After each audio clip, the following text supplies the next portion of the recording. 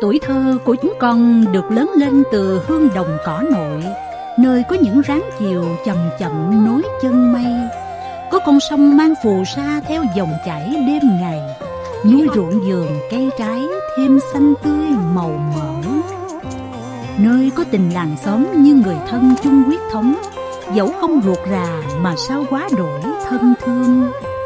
Nơi đây mảnh đất dung dưỡng bao đứa trẻ lớn khôn bằng những lời ru ơi của mẹ, bằng những câu chuyện cổ tích của bà với giọng kể hiền hòa chất chứa yêu thương.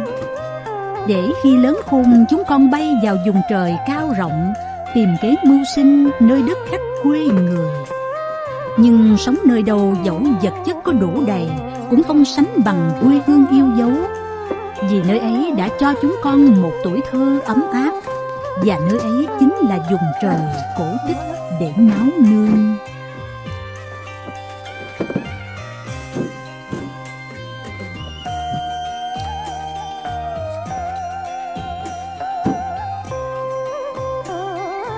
Nhiều các bạn.